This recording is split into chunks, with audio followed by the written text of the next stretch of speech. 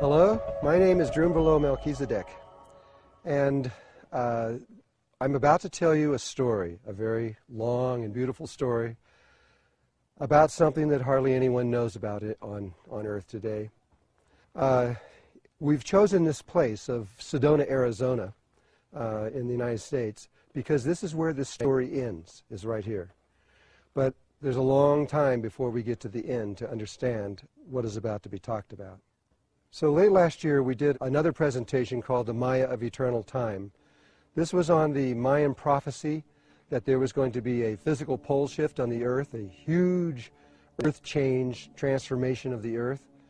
And simultaneously with that, the Mayans also are predicting that there's going to be an equally huge change in human consciousness, that we are going to change very rapidly, almost instantaneously, either during or before or soon afterwards, after this pole shift takes place.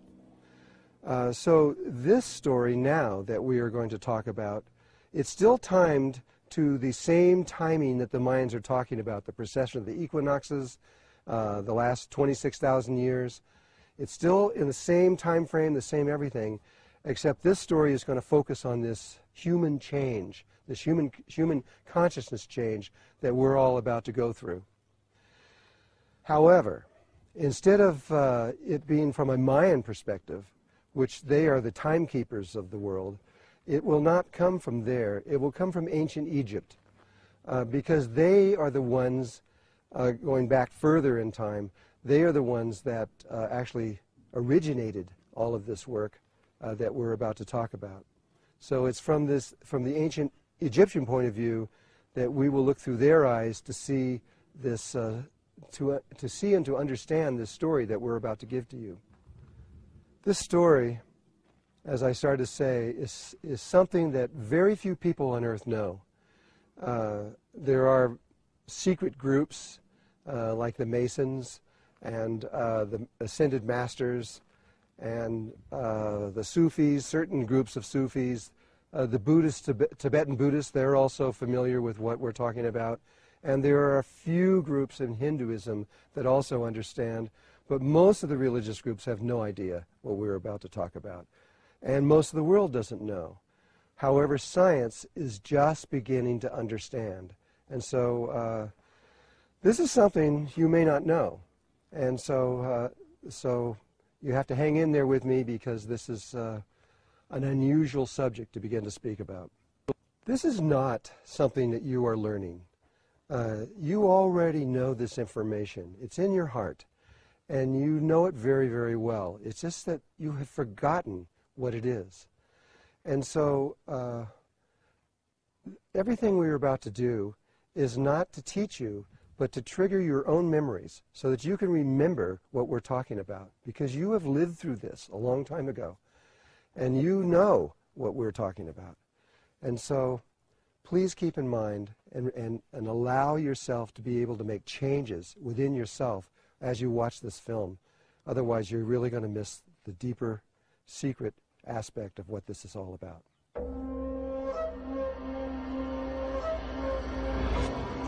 The story began in a place called Atlantis.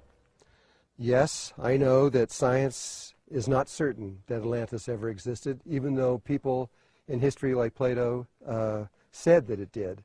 They've never found any evidence to prove that it actually sank below the ocean waves. But there are remnants of people that are alive today that do remember. The Hopi, for example, they remember, and they have told me personally, that they used to live on Atlantis. And I've been in South America, in Colombia, to the Kogi, the Arhuacos, the Wiwas, and the Canguamos. And they also remember that they used to live in Atlantis, and they have told me directly that they have lived there. I even met a Mongolian shaman recently who said that they remember that they used to be in Atlantis. And so there are people alive that remember, and they remember a long ways back. The Mayans tell me, they were another tribe. The Mayans also have told me, the modern day Mayans, they also have said that they used to live in Atlantis. We have documentation that they used to live in Atlantis from a long time ago, according to the Toronto document, but which is just stones showing the ancient city of Atlantis and how it started to sink, and the volcanoes were going off, and how they got into boats and rode from where they were into the Yucatan, and this was from a long time ago, but they still remember today that they were from there. And so we do have living people that remember this, and it is these people that we are drawing most of this information from, as well as the ancient Egyptians, who have actually been in this area here. I know it's not in our history, but this is another story for another time. But they have been here. In fact, they have been back over here in Boynton Canyon and into the Grand Canyon. And so, beginning with Atlantis, this was a time in our history where we had developed consciously to a very high level, a level of awareness beyond anything that we assume that is even possible for humankind. But we were there. We had broken the bonds with gravity. We were able to levitate and to move in ways, like I said, it's hard to believe. But we had reached this high level of consciousness. However, that was only a small group of them. It was probably less than 1,000 people that had actually reached that. Most of the people there were in a level of consciousness similar to what we are in now. And in between those people, the ordinary people of Atlantis and these very high-level beings were the Maya. And it was the same name. And they remember that's what they did. They were the translators between this very high level of consciousness and the ordinary people. They were the priesthood, the ones that translated through ceremony what was being told by this inner group of very high beings to the ordinary people out in Atlantis. Everything was going fine for a very, very long time, until about 4,000 years before this happened. A meteorite came out of the atmosphere and just missed the western shores of Atlantis. It broke into 3 pieces. This is science, knows all of this. It broke into 3 pieces and went into the ocean and made these 3 huge holes right on the edge of Atlantis. And the meteorite, the pieces from that, are spread all over the eastern shores of the United States and down into the ocean around there. Well, this unstabilized their continent. It left them really on the edge of a huge abyss. And so 4,000 years later, or 13,000 years ago from now, that's when we had another pole shift.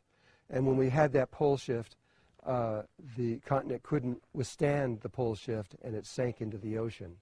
This is the best we could tell right now. This is what happened. But these people, these very high-level beings, they knew this was going to happen. They knew at least 200 years before.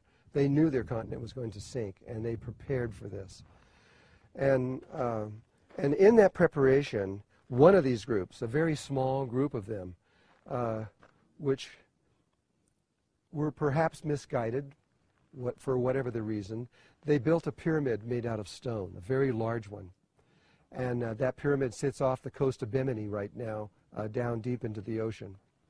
And they built this pyramid, and inside of there they included, for us, a new technology. It's called the Merkaba.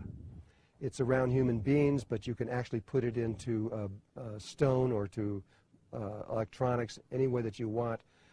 And they created this technology inside of this pyramid. Their purpose was not very good. They actually wanted to control the continent of Atlantis and eventually to control the entire world. But it had been a very long time since they had actually done this. And so they didn't really know exactly how to do it, and they lost control of this pyramid. It was horrible what took place. It split open the dimensional levels between the 3rd and the 4th dimension.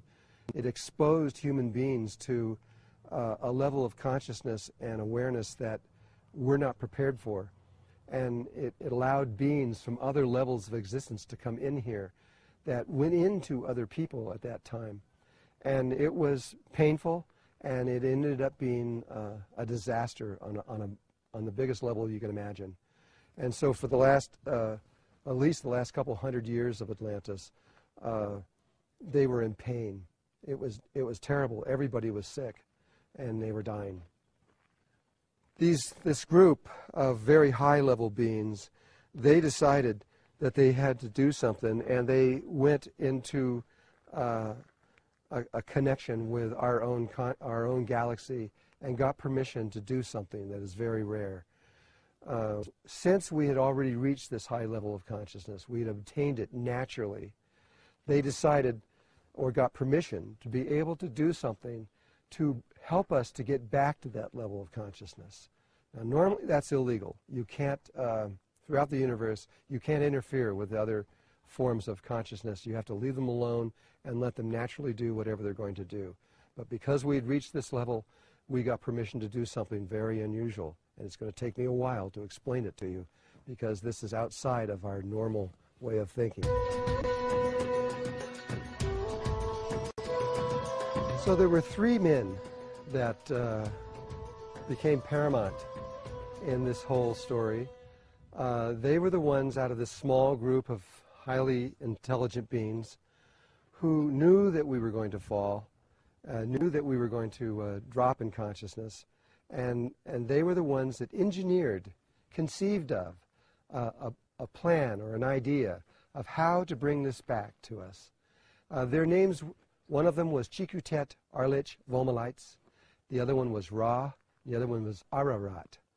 And these three men were ascended masters. They no longer died any longer. They had figured that one out a long time ago. And they were also a part of the ascended masters of that same group that people refer to today. But they're older ones. They were ones that have been around for a very long time. And what they decided to do was something that is tried throughout the universe occasionally. It doesn't always work. Sometimes it works, sometimes it doesn't work. And when it doesn't work, it's just the race of beings on that planet have to just start all over again. And that is usually hundreds of thousands of years of evolution have to be done all over again. And so they began this process of returning our consciousness to us by building a building. And they built this building in an area relative to Atlantis at that time that was completely uninhabited, out in the middle of nowhere by most people's standards. They chose this place for a very specific reason, which I'll talk about in a little while later, but it is the place that we now call Egypt.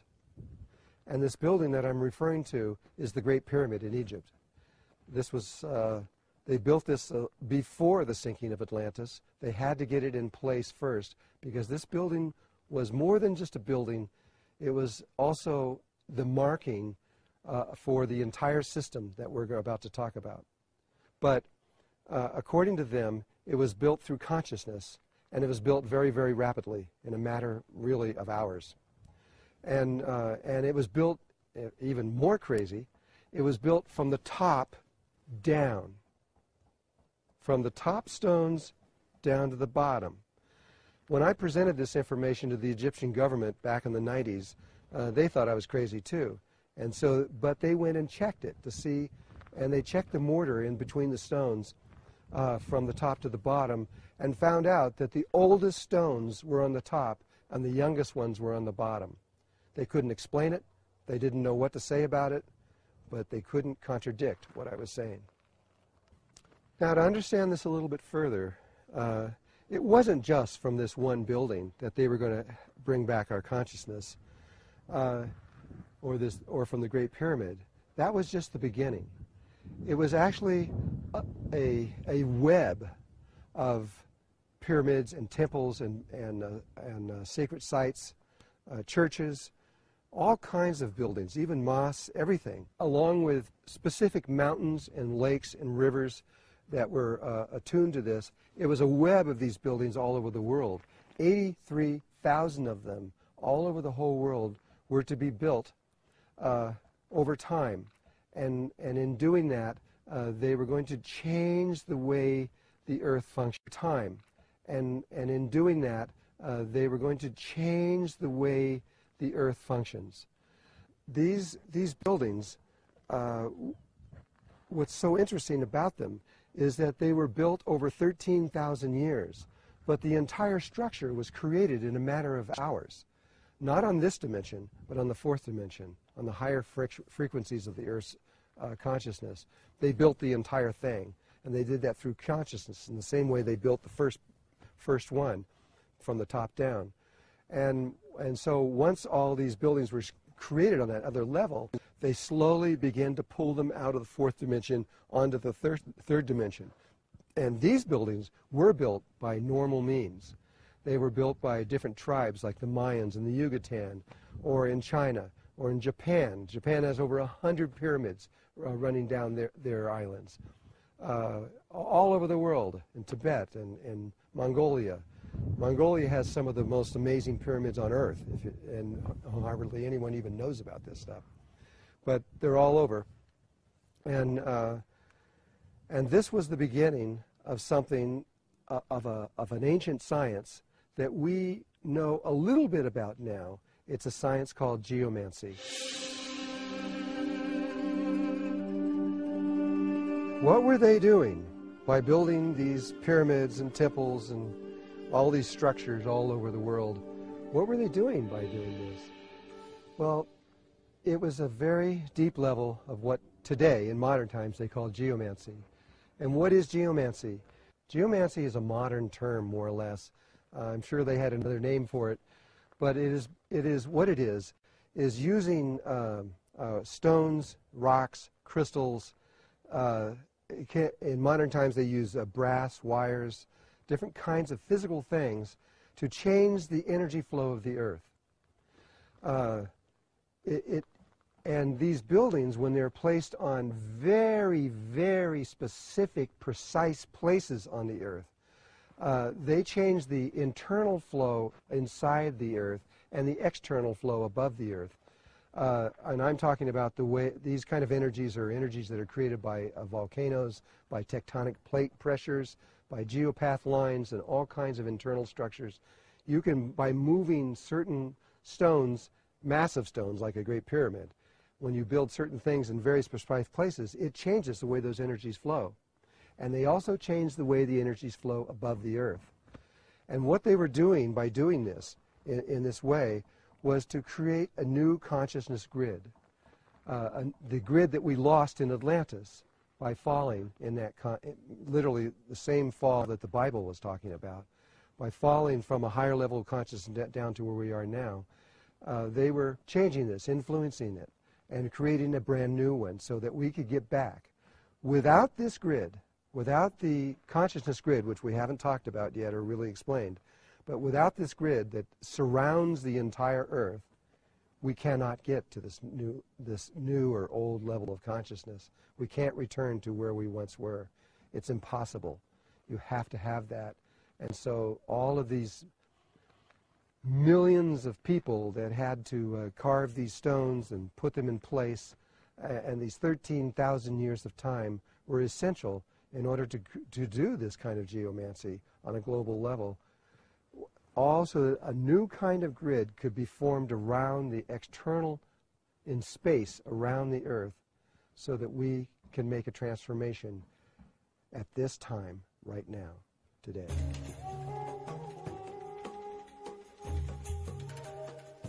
If you go back 110 years ago to the beginning of the 20th century, at that time, they believed there were approximately 30 million species on Earth. Now, it took somewhere between 4.6 to 5 billion years, depending on who you talk to, for those 30 million species to develop and to be living on the surface of the Earth at this time. But in those 110 years, because of this level of consciousness that we are in now, we have killed these things. We are now down to approximately 15 million species on Earth. It depends on who you talk to. Everybody varies on how many, the number, but that's approximately what it is. Almost half of the life that's on Earth is now extinct. It's gone. It's never to be seen again, probably. If we can make it into the next level of existence, all of this will end, We will be able to fix what took place over this last 110 years. If we do not return to this other level of consciousness, one of two things is going to take place. And almost all of the indigenous tribes that I've talked to around the world, they all agree with this. If we do not make it this time up into this level of consciousness that we were before, then we will end up killing this planet, and we will kill all the life on it. We will destroy this place. And so it is up to you, it is up to all of us now to remember what this is all about and to make changes within ourselves so that we do not go extinct. Because if we do, it is the end of what everything that is started on this planet. It will go away.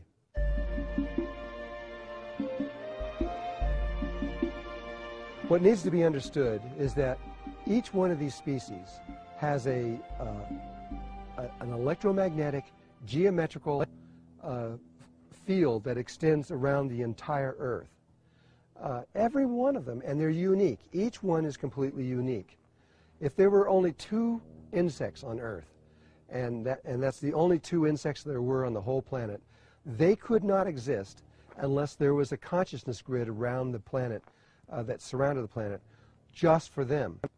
And the geometry of it would reflect exactly the geometry of their body.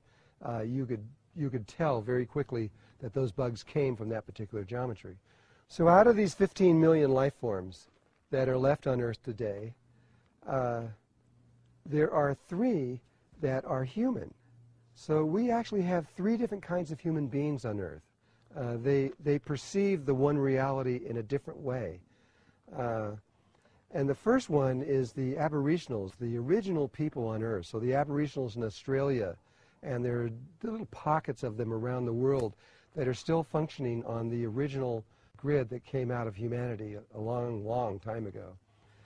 And then there is the next grid, which is much more, we really don't know very much about this grid geometrically, what it looks like or form. There's been almost no scientific research done on that at all.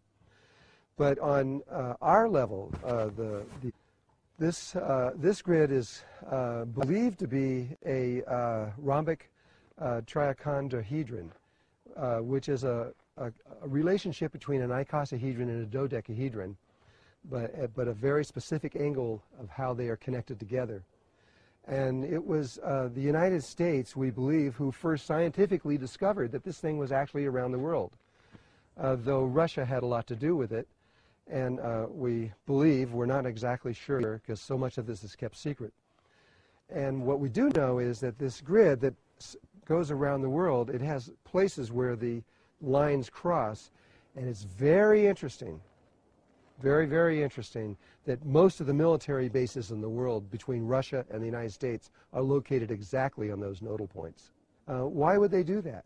Because they knew that that was the consciousness grid of the entire planet, and if they could control that grid, they can control all the people in the world. And so it's an obvious military move to make, and they've known this for a very long time now. I think it went back into probably the 60s when they first discovered this. There's also now a third grid. This is the grid that Chikuted, Arlich, Vomalites, and Ra and Ararat are creating by making all these sacred sites all around the world and doing this geomancy. They are slowly forming around the Earth. Every time they build a new one, it changes the shape a little bit, and they keep getting it closer and closer and closer to a grid that is an icosahedron, dodecahedron blend perfectly at a very specific angle. Also, it's similar to the other one, but it's completely different. And this one was discovered by Russia. We do know that. And they were the ones that first discovered that, and I'm sure have done massive research on how that grid relates into the next level of consciousness, because that's where we're going. Without these grids, without this new grid that is being formed right now, there would be no ascension. Nobody would be able to move from where we are now, and no one would ever be able to go into a higher level of consciousness until that grid is completed and finished. And so before that, you could move to You could become an ascended master, but we could not move as an entire race, as an entire planet. We could not move until that's completed. The differences in these three consciousness, these three different ways of perceiving the reality, are tied to something that is called the golden mean. The golden mean is something that is in all life everywhere, though it's not directly being done. It's done through the Fibonacci. This would take a while of study to understand this. The golden mean is a proportion. If you were to cut a stick at a certain place, it would be such that this point would be 1, and this one would be 1.6180339, and it would go on forever. It's an unending number.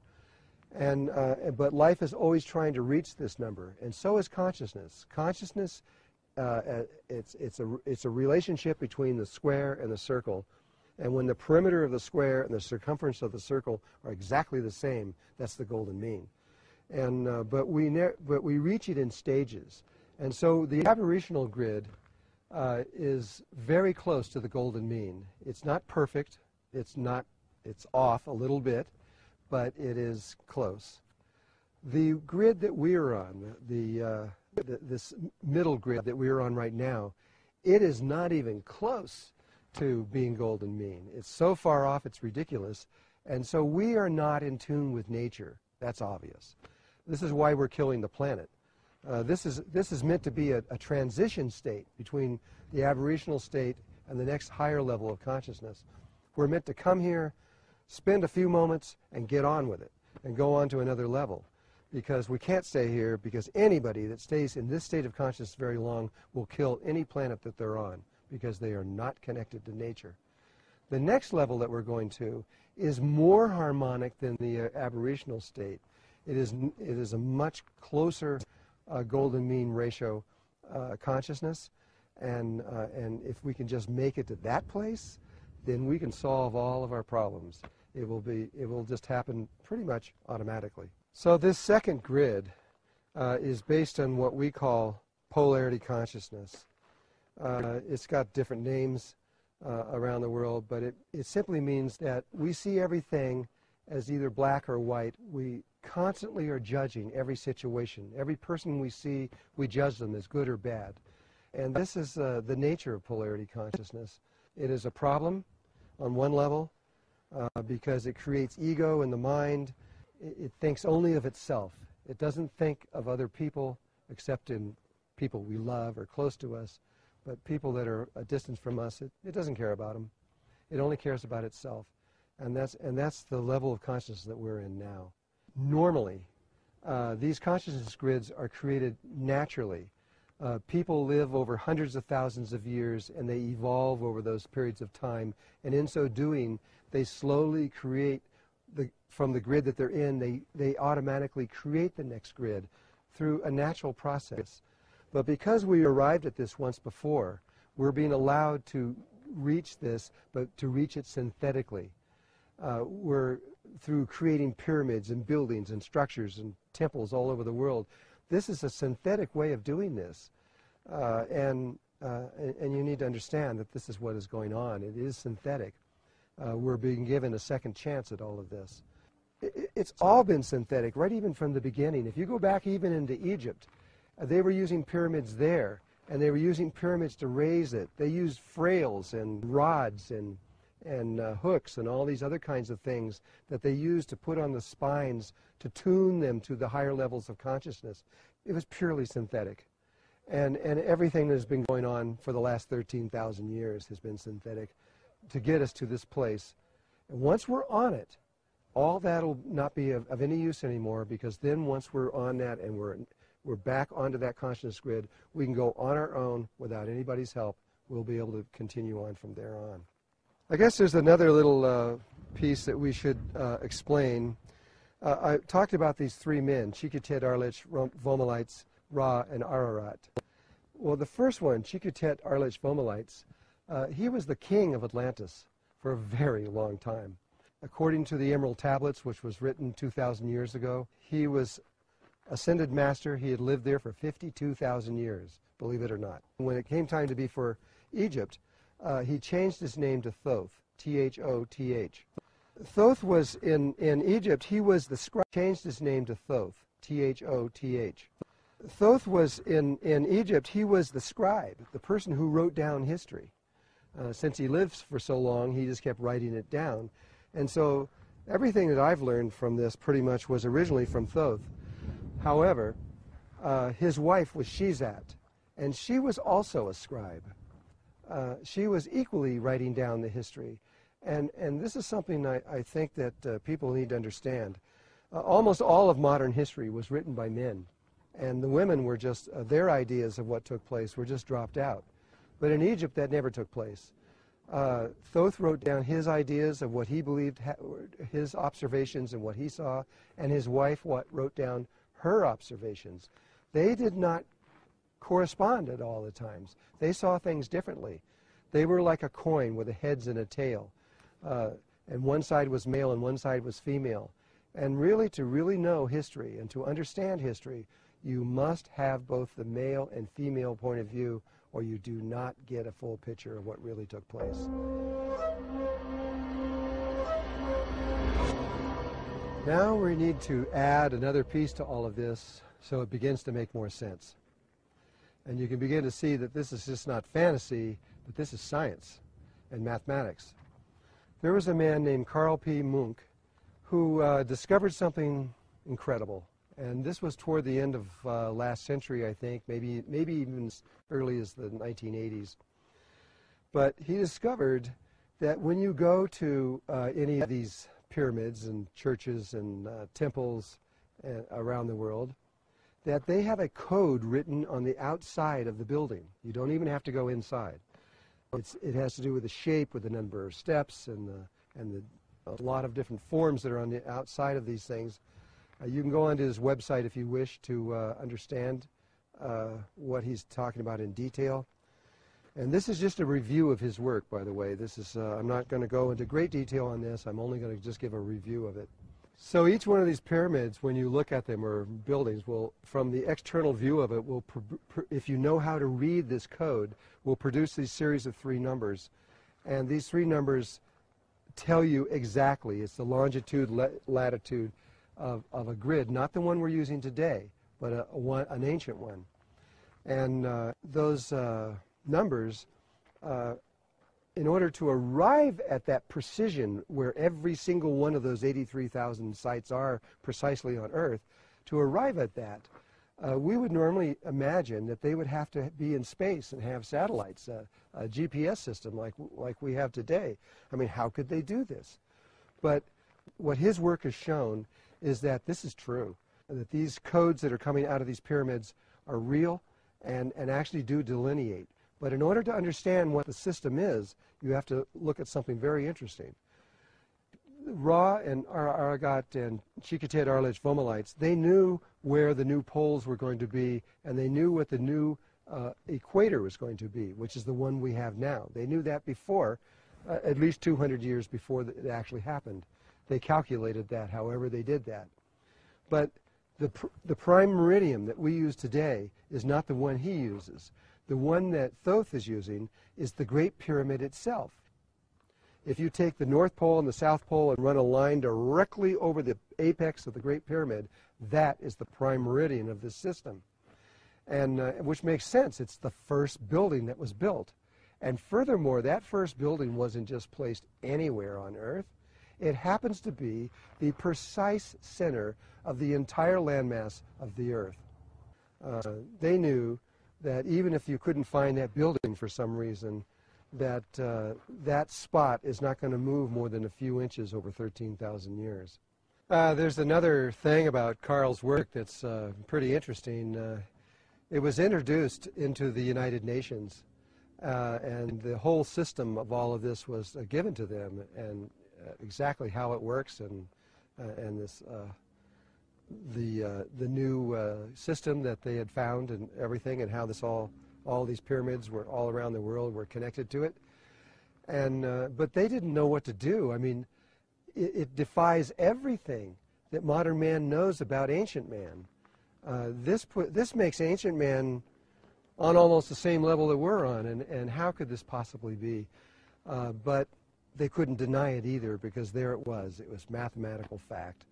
And so it's been kind of just shoved under the floor of the somewhere, and the United Nations has been put under a carpet somewhere and just forgotten, because it didn't fit into anything that we know.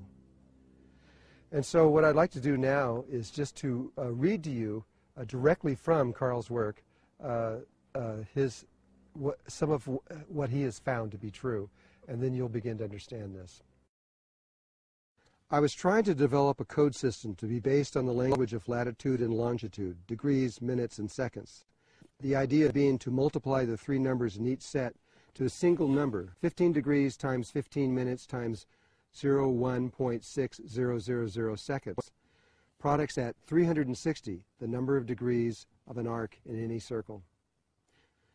For example, when I divided 360 degrees constant by 19 degrees, 18 minutes to 01.05263157892 seconds, I found myself on the parallel of latitude, which crosses the Mexico's round 360 degrees Quihuiculico pyramid just south of Mexico City. But later, when probing the larger 21,600, the number of nautical miles in the Earth's polar circumference, I found that when I divided it down through 51 degrees and 10 minutes to 42.3529411 seconds, it crossed the exact center of England's Stonehenge, another round 360-degree monument, which originally had 60 stones around its perimeter, as 60 stones times 360 degrees multiplies to exactly 21,600.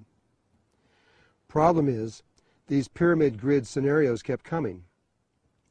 Egypt's El Kula pyramid at 36, its bent pyramid of Sinafu, 180, the Druid Mound in Massachusetts, 180, the earthen ideogram fort at Newark, Ohio, 2,160, the Temple of the Atlantis at Tula in Mexico, 2,880, the Giza Sphinx at 5,400, Georgia's Kolomoliki Mound, 7,200, Ohio's Seep Mound, 8,640, Mississippi, 10,800, the Great Triangle drawn on the plains of Nazca in Peru, 17,280, and Germany's Golo Earth Circle near Bond, 27,000.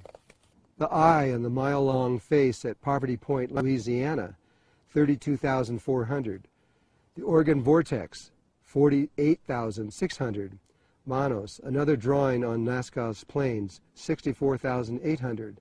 And North Bimini's Shark Mound, and the pyramid at the Magicians at Uxmal, 129,600, all of which are divisible by 360.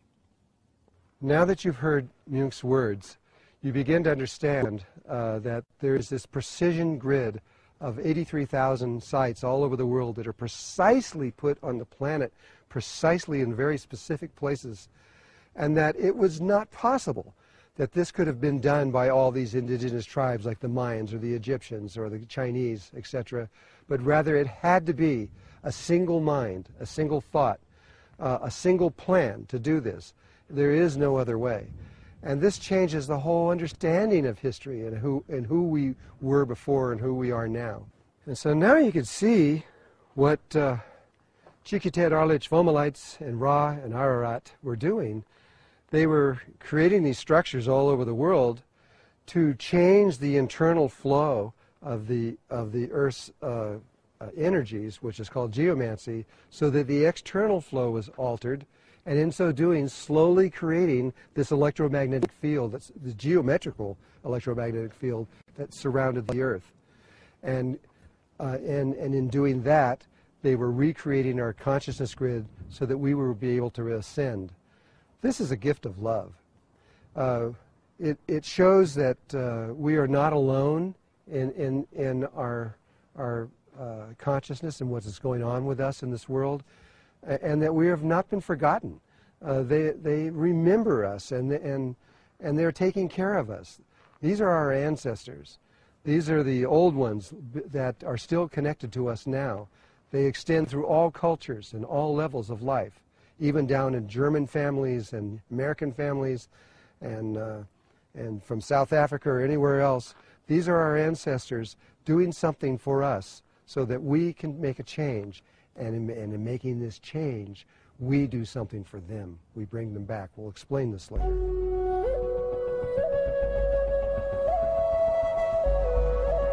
Now, with that background, with that knowledge and that information, we're going to begin to tell you the living side of all of this, the story that has unfolded around the world over the last, really, probably 65 years or so.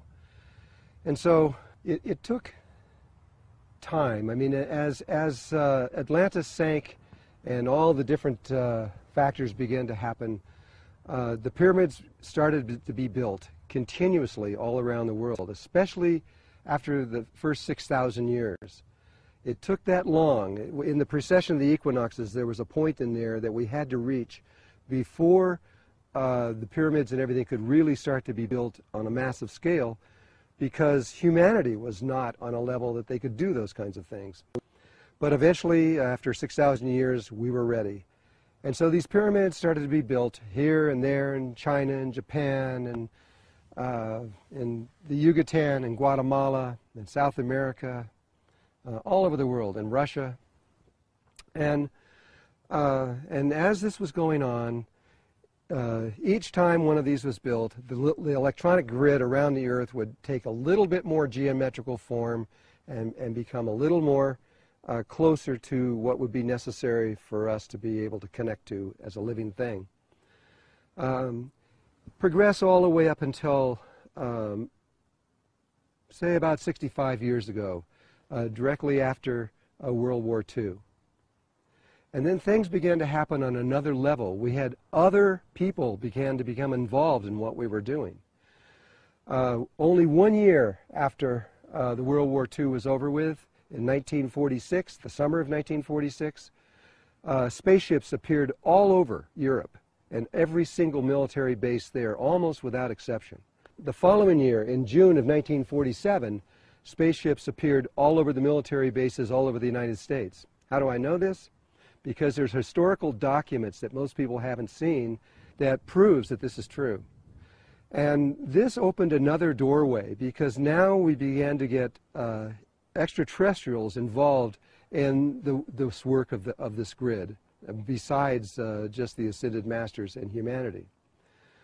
By a little bit later in that, by the 1960s, we began to see crop circles in England. We began to see crop circles that were not only in wheat and different kinds of crops, but we began to see ice circles where they were formed in ice, and circles that were huge, and obviously nobody had stepped on the ground at all. They were perfectly embedded in the ice, and we found thousands of these now. Then we found crop circles that were with trees in Canada, where the trees were formed over. No human being could have done this either. And though we do know through Colin Andrews that about 80% of the crop circles were man-made, the other 20% are not human, at least human as we know it, based crop circles. This was another level of communication that began to take place around the world.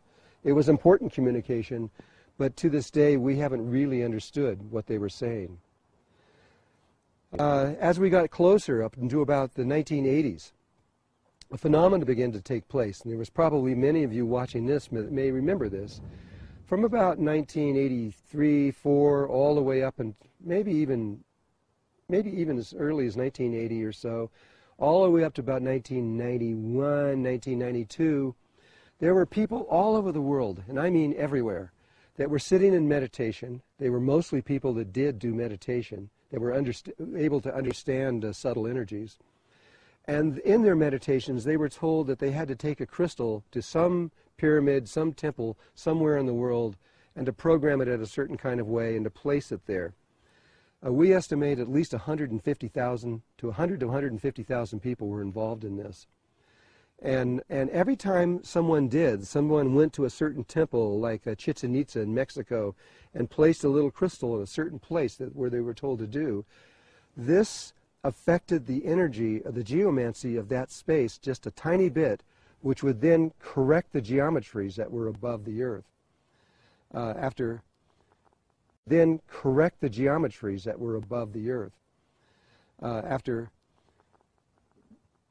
probably a number of crystals that approached nearly 1 million crystals, this had a dramatic effect on the unity grid above the earth. But by 1989, and this was documented from the people that I work with at any rate, by 1989, the unity grid around the world was geometrically proper, meaning it was an icosahedron, pentagonal dodecahedron relationship, and energy was moving through it and flowing through it for the first time, but it still was not perfect. There were still problems involved in this, and more corrections need to be made. By the mid-90s, there was a small group of people. This number of people was probably less than 100 people. It was probably closer to 70 or 80 that were experts on subtle energies. And I was one of those, but only one. There were many, many, many other people that were just as important doing what they were doing on those levels. And we were directed to go to very specific pyramids and to make very specific changes, and not changes in the grid or by changing the energies of the pyramids or the temples, but rather the indigenous people that lived in those areas had done things in their lifetime that had caused a distortion in the energetic body of the earth. We had to go into the Anasazi at one point and make corrections in the Four Corners area where we are now because of what they did over the years that they were involved. We then were involved with the Maya and in Guatemala and Belize and in that area down in there, doing ceremony after ceremony after ceremony to solve the problems of which what they did a long time ago. We then went into Peru with the Inca, and each time, by the way, we were invited to these places. We didn't just show up and say, hey, we want to do something here. Each time, the people of that area would ask us to come there, and we would always accept it, and they knew exactly what we were doing and why we were doing it. The Incas appeared while we were in Mexico and said that the shamans wanted us in Peru. When they got there, though, they didn't just accept us. We had to show by our actions and our energies signs that would come from within Mother Earth to prove that we were the people. Each time this was always the case. It didn't matter what we said, it was what Mother Earth said in our behalf.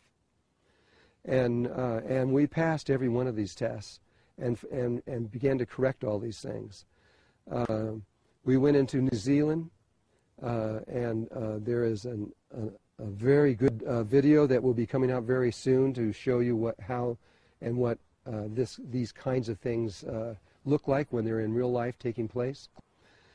And then I wrote a book called The Serpent of Light.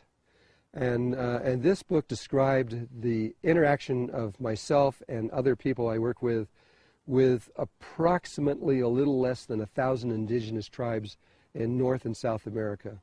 This was about the same energy times that the Mayans are talking about with the precession of the equinoxes of the last 13,000 years and the last 26,000 years.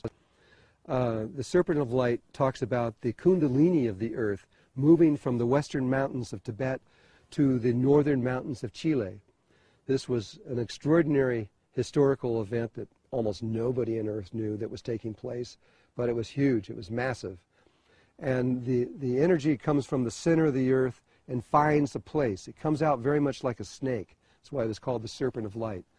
And when it finds, and first it moves all over the world, moving from every single area of the earth, and then it finds a place and it coils down inside the earth, and it stays there for the next 13,000 years. And this energy is the Kundalini. It wakens the people in that region who become the teachers of the world, just as they have been in India and Tibet for the last many thousands of years. And but now that it has moved to the Andes, it will be the Chileans, the Peruvians, the Argentinians, countries like as far away as Colombia and Brazil and Ecuador. These energies are going to awaken the souls there. But the Kundalini was also aimed on the western side of the mountain out over the ocean, so that it went out over the Polynesian world, out over to Easter Island and to Moorea and out further, all the way as far as New Zealand. And so there was an awakening, a new awakening, and brand new spiritual energy that the world has never seen.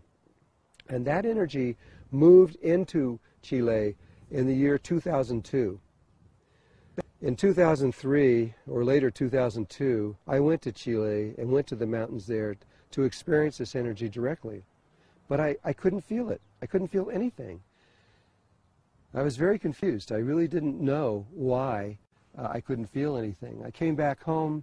I waited a year and a half. I went back down there again to feel it. I felt absolutely nothing. And I didn't understand because I knew it was there. There was 112 tribes sitting in a circle waiting for it to come in when it arrived. And they knew it was there, but it wasn't working, and I didn't know why. Then we received an invitation from the Rapa Nui, a tribe that lives on Easter Island out of Chile. And they wanted us to come and do ceremony with them. And it was followed by an invitation from the Queen of the Polynesian Islands, a woman we will simply say Mama Lucy. And she was the most important female in the Polynesians. And she invited us to the island of Moorea, which is the south pole of this grid. Now, this is something I didn't say, and I think I need to add this right now. The consciousness grid is just like the Earth. It has an axis that runs through it. And the North Pole and the South Pole are very important points. The North Pole happens to be just outside of where the Great Pyramid is, only just a little ways away from it, about 1.5 miles, which is nothing relative to the 25,000 miles of the Earth. And then it goes through the Earth and it comes out. If you went straight through the Earth, you would come out on the ocean, but it doesn't. There's a slight curve in it, and it comes out in an island called Moorea. And this is where the South Pole is, and this is where Mama Lucy was, and she was inviting us to this place. And so we began a journey, and as we went the world, I don't even remember how many countries it was. It was about 14 or 17 countries that were involved in this, with about 50, 55 people. And we all met in Easter Island for the purpose of doing this kind of geomancy on the Earth. And we were met there by the Rapa Nui, who, before they could even talk to us or begin to do anything, they said that we had to do an initiation, a ceremony that was to connect us closer in our hearts, and so that we could work together. This was an ancient ceremony where they stripped down their clothes and put body markings on and began to do the ceremony with each one of us in there, and we began to interact in this ceremony. Afterwards, we ate these meals with them, and we connected in such a way that we could then proceed and go on from that time. We spent some time there getting used to the energies, getting to know the people, having the Rapa Nui tell us things that they haven't told people in hundreds and hundreds of years, telling us about their inner cities inside, their tunnels, and knowing all this time the reason why we were there was to do a correction. It wasn't until I was actually there that I began to understand. In fact, it wasn't until we started to do this correction ceremony. They took us way out into this wooded area and told us that this is where the ceremony had to be. And as we were setting everything up, the inner guidance that I follow came in and explained to me why we were doing this ceremony right at the very, very last moment. And it had to do with the Rapa Nui. The Rapa Nui, at one point, they destroyed all their trees, and so that there was no more food, and they began to eat each other. They began cannibalism. And this cannibalism that they created on that island spread throughout the Polynesian islands. And it was this cannibalism that we had to correct. It had to be forgiven, and they had to forgive themselves in this ceremony, so that what that would do is correct the geometry of above the earth, above the island where we were, really. And that in turn would begin to allow the flow to really move through this thing where it could then be born. And so when I was actually taken to the ceremonial site by the Rapa Nui and were shown where it was, and I actually began to set up, putting the cloth in the ground, beginning to put the crystals and everything to arrange for the ceremonial process, it was then that I understood why we were doing this ceremony. And this is important to understand. The Kundalini of the earth did not function because of this distortion that was directly above it in the grid. And it was purposely done by the Ascended Masters and the people involved in this. They didn't want the Kundalini to begin to function before the consciousness grid was born. They need to work together. And so they got the Kundalini in place, but they had to hold it there for about 6 years until the grid was completed. And so then it all made perfect sense of why we were there and what we were doing. And so we began this ceremony, and it was a ceremony that I had never seen before. According to the Rapa Nui, this ceremony had not been performed in anything similar to it for at least 13,000 years. And but that's their story, and I can't really tell you why they said that. And so the ceremony began to unfold with both our group and the Rapa Nui there. And then what it did was it corrected the forgiveness of the cannibalism took place. The energy corrected itself. The grid formed perfectly around the earth for the first time ever, and I felt like it was completed. It felt in my heart, okay, this is done, and I ended the ceremony, and began to end it when something occurred that I did not expect. I had never seen before. Coming out of the sky came this spiraling energy of a golden light, which was coming off of the unity grid, and came down like a tornado, only a soft, gentle tornado. And it came down and it swirled around right down to the earth where we were. Everyone in there had their experiences of this in different ways. We spent a long time talking about this, but for me, it was the most amazing feeling. I had the sensation that I was in the presence of, I would say, God, or some very high consciousness. It was relaxing. Every cell in my body relaxed, and this golden light just kept swirling around us. And you could actually look up into this tube that stretched high up into the sky. It lasted for what felt like maybe 10 minutes, and then it retracted and went back up into the sky. After the ceremony was over, I talked to the Rapa Nui, and I said, have you ever seen anything like this before? And they said, no, we don't know what that was. And I don't either. At least I didn't then. I understand much more now.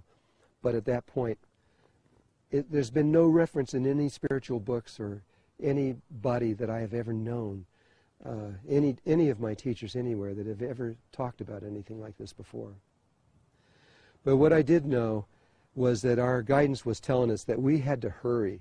We had to run.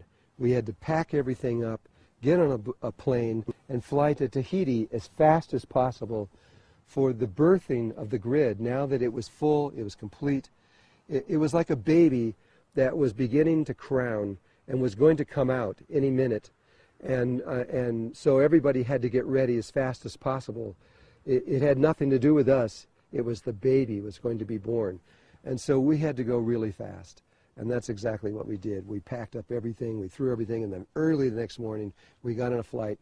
We flew to Tahiti, and then proceeded immediately by getting on a boat and heading toward Moorea, which was the south pole of this grid, so that we could be there for the birth of a brand new consciousness on Earth, something that has never happened on Earth before, and synthetically in this way. And and a great excitement. It went through me, it went through everyone. We were just like on fire with excitement. And so now we're going to go into another ceremony, a ceremony that we consider to be the...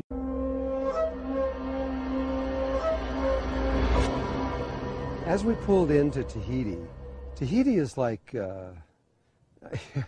it's hard to believe that Tahiti actually exists if you've ever been there, because it's so beautiful. The mountains just stretch up to the sky.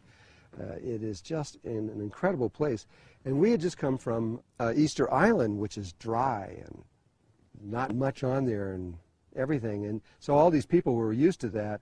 And as we pulled into the harbor, it was one of the most beautiful scenes I've seen in my life. They got so excited that everybody started clapping because of just the pure beauty of this place.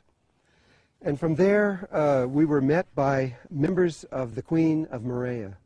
Not the next day, but 2 days later, we were taken to be before her. Now, of course, she wouldn't allow all 55 people or whatever it was to come there. So there was just myself and a woman named Ruth Tive, who is a Maori, a native Maori from New Zealand, who knew her language, and I felt like she was the right person to be there. So the two of us went to meet with the Queen. The Queen was a huge woman with this very big heart. She was just pure love, and she knew exactly why we were there, that we were there to birth this new consciousness onto the earth and to do the ceremony for this. And she was also there with her another woman who was her assistant directly underneath her. And she opened us with open arms and hugs, and we began to talk. And very quickly into all of this, she said to me, "Where do you want to do the ceremony?" Well, I said, without thinking too much, I said, well, I would like to do it in the center of the island. The reason I said that was because I was there in 1985, and I had to do ceremony on that same island in 1985 with the same tribe, and they took me into the center of the island, and that's where we did the ceremony. It's in the Serpent of Light book if you want to read that. And so I said, well, how about the center of the island? And she looked at me and she says, well, I can't do that. And we said, why? And she says, well, I don't have authority. I have authority everywhere, but not in the center of the island. I'm sorry, I can't give you that permission. And the person that was her assistant jumps up, ran over to her and says, no, you don't understand. What's about to take place with this ceremony is one of the most important things on earth ever, and just give him permission and we'll deal with everybody later on this. And she said, no, I don't have that authority and I can't do it. And they started getting into a little bit of aggression, you might say. And she says, you have to. And she says, no, I am not going to break the rules. And she says, you must. And she says, no, I will not. And pretty soon they're screaming at each other. And I mean, really putting out some energy. And, you know, I was actually backing up, moving away. And finally, she broke down, the Queen broke down crying and says, no, I cannot do this. And that's when Ruth went over to her, put her arms around her, and spoke to her in her own language and tried to calm her down. But it didn't do any good. I mean, she was a queen. She was not going to do what was not right. And she was only going to stay in the truth, and that was the truth, that she didn't have that authority, and she just wasn't going to do it. And so we left there without any permission to do this ceremony. I went back home to my hotel. I remember, I'll never forget this.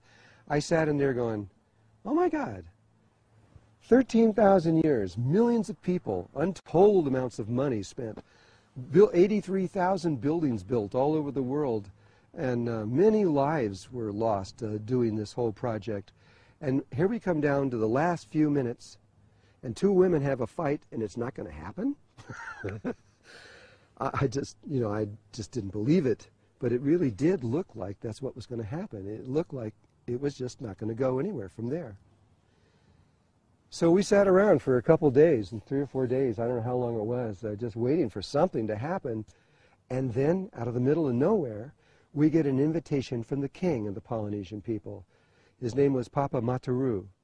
He was very old. Well, he wasn't that old, but he was in his 80s. And he asked us to come and have a conference with him.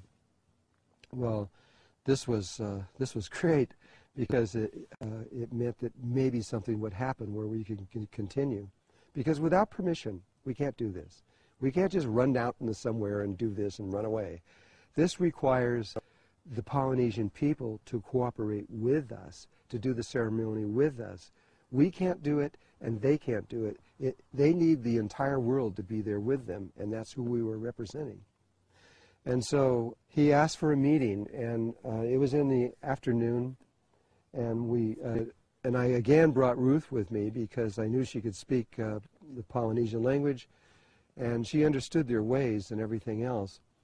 And so we drove to the address they told us, which was, it was his house. And we went into the backyard, and in the backyard there was Papa Mataru in an old white plastic chair in the sand, and his family standing all around him, his wife, his children, and their children, his grandchildren. They were all sitting around there waiting for us to show up. And they had 2 chairs sitting there for Ruth and I. So we came in, and with great reverence we bowed to them and to give him honor for who he was. And he asked us to sit in the chairs. And so we started to introduce ourselves and everything. And while we were doing that, I noticed that he was squinting like this and trying to see who we were. And I realized that he can't see very well. He also couldn't walk very well because you could see his legs were swollen, and he had a cane beside his chair that he needed to be able to walk with. And so he stopped for a moment, and he said, "Come closer. I have to be able to see you." So I was about 12 feet away from him. And so I moved my chair about half the distance, and I sat down and looked at him. And he still was squinting and squinting. He says, "No, you have to come a lot closer. I can't see you." And so I did. I moved the chair till I was about that far away from his face. And I looked, and he says, "Can you see now?" And he says, "Yes, I can see." And then he goes really quiet, and he says nothing. And so I just sat there waiting for him to make the next move. And he looked at me, and he looked at me, and maybe 2 or 3 minutes went by. And then suddenly looked at me, and maybe 2 or 3 minutes went by. And then suddenly his whole face opened up, and a smile went on his face. And this is a quote. He said, "Oh, I remember you. You're from the stars." And he points to the heavens. He says, "I have been waiting to meet you all my life." He says, "Anything you want, you can have it, whatever it is."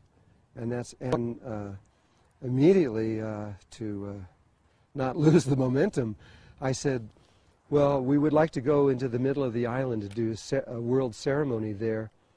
And he says, "Absolutely, you can go into the middle of the island. I'll arrange everything." He says, "I'm an old man, and I can't walk very well, and I can't walk into the middle of the island, and I really want to be in this ceremony. I feel like I need to be there." He says, "Would you do it here?" Well, there's something I didn't say. The night before, I had a dream. And I had a dream that if you can imagine the grid around the Earth, and that it has a toroidal field, like a magnetic field that goes around it, just like it does with the Earth, and it comes around, and it goes in. It comes out of the South Pole, and it goes into the North Pole. And so it comes out of Morea, and it goes into Egypt. And if you think of that, it's like a big tube. It's a vortex, and it's hollow. And I was wanting to be in the center of the island, but what was made clear in this dream, it didn't matter where you were on the island, because the tube that we were needed to be within was bigger than the island. And so we could be anywhere on the island. It didn't really make any difference. And then what happened in the dream right after that, it showed me where the ceremony was going to be. It was a very specific place. We were in a bay where the bay came back around, and you could see the land on the other side. It was a big sandy beach, and there was a river that came, an inland river that came out and emptied into the ocean right there, with this wall that ran along one side, a natural wall. and I could see this. And so the next day when Ruth and I got together to drive to see Papa Mataru, we were just talking, and I told her about I started to tell her my dream, and I got just partly into the dream, and she goes, I had the same dream. And she finishes the dream. She tells me exactly the same thing, saw the same stuff, and saw the same beach, exactly what it looked like. And I says, wow. I says, this must be, we're supposed to do this. So Papa Mataru says, I can't go to the center of the island. Would you please do it here at my home so I could be there with you? And we were on the beach, but we couldn't see because there were all these trees that blocked the beach. So Ruth and I jumped up, ran through the trees, and we both got out there and we looked around and we go, oh my God, this is it. And there was no doubt to either one of us, this was exactly what we saw in our dream, and we knew we were supposed to do it there. So we went back to Papa and we said, yes, yes, yes, this is where we do it.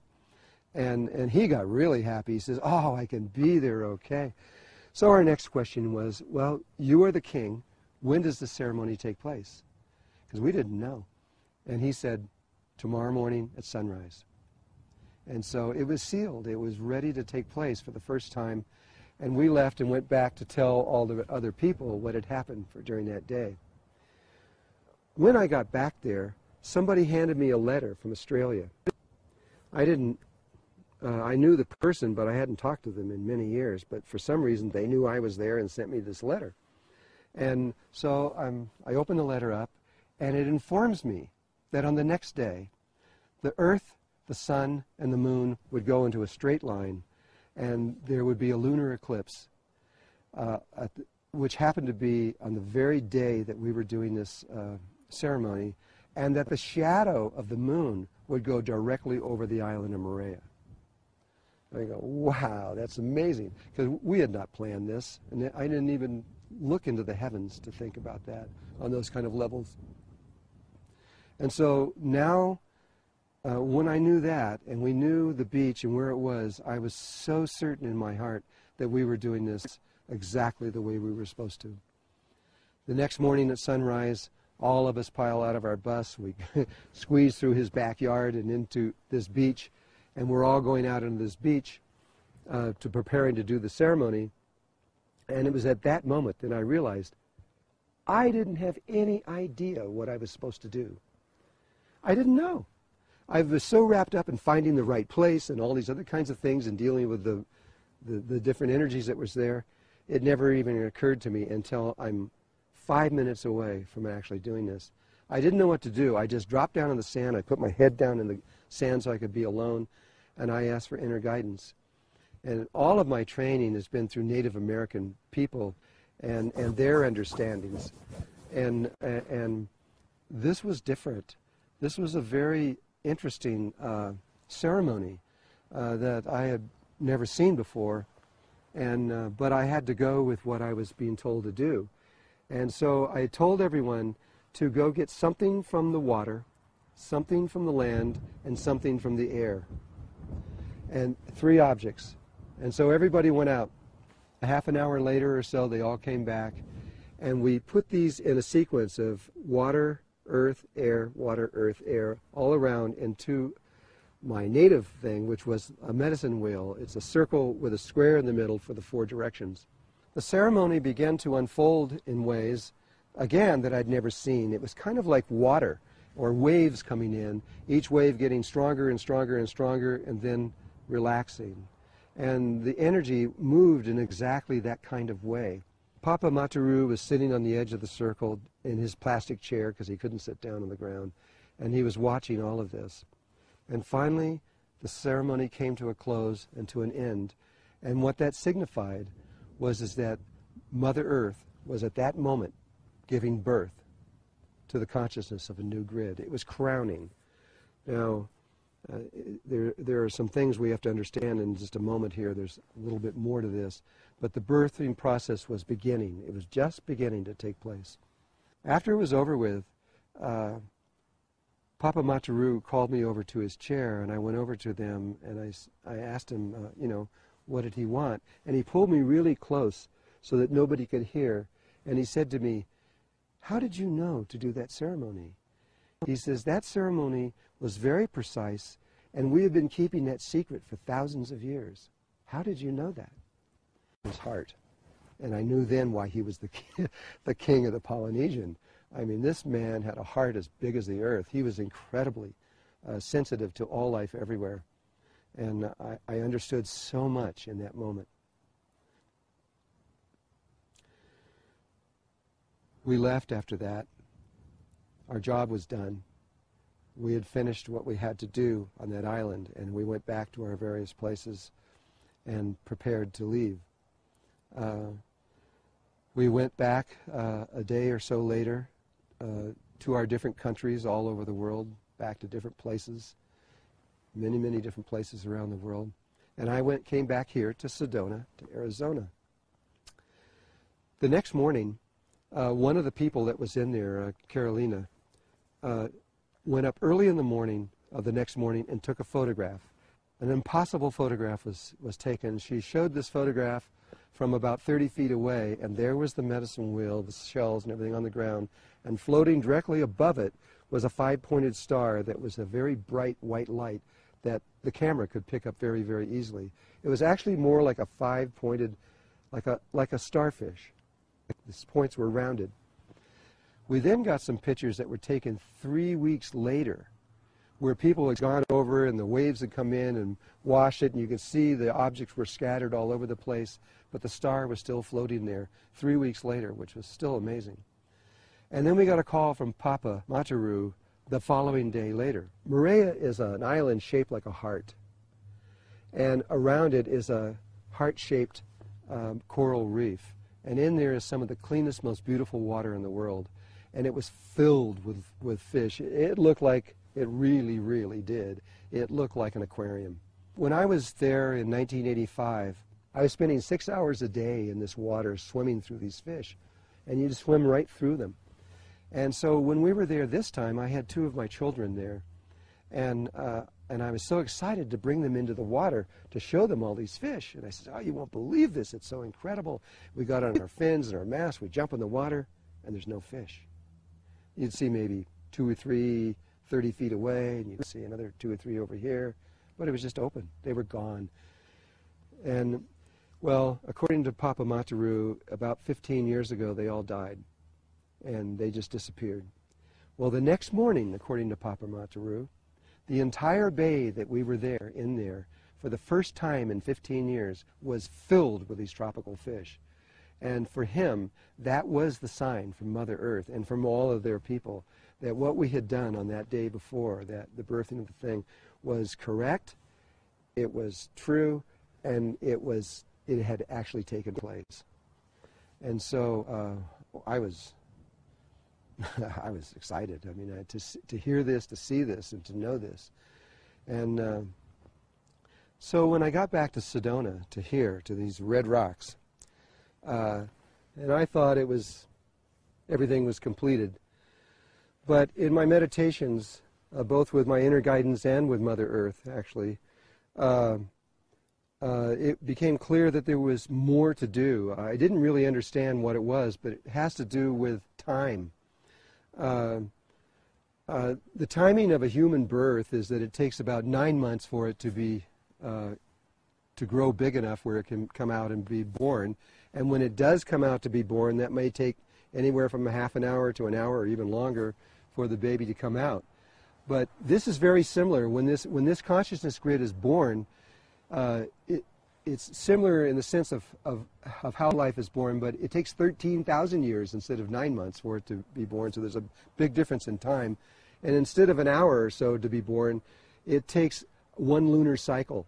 It takes 27-point-something days for it to go all the way from grounding to come out and be totally born. And so they told me I had to do one more ceremony here, which we did not very far away from where we're sitting right now. And what was so interesting in that one, which just completely blew my mind, was we did the ceremony very far away from where we're sitting right now. And what was so interesting in that one, which just completely blew my mind, was we did the ceremony, and we we're finishing up the ceremony, and just as we were finishing up the ceremony, the sun, the moon, the earth lined up in a straight line. Another lunar eclipse happened, and it went right over Sedona and right over exactly where I was sitting. Nobody could have ever planned that. I just was speechless for a long time about this. But this has nothing to do with human beings. This is planetary. This is planets and suns and stars, and this is much bigger than any of us. And they move in ways that are precise. And so, after that ceremony was on, it was now completed. There is one little piece that I will like to tell you, and then you will understand, I think, how important this is to you, as well as everyone that you know and everyone on this planet.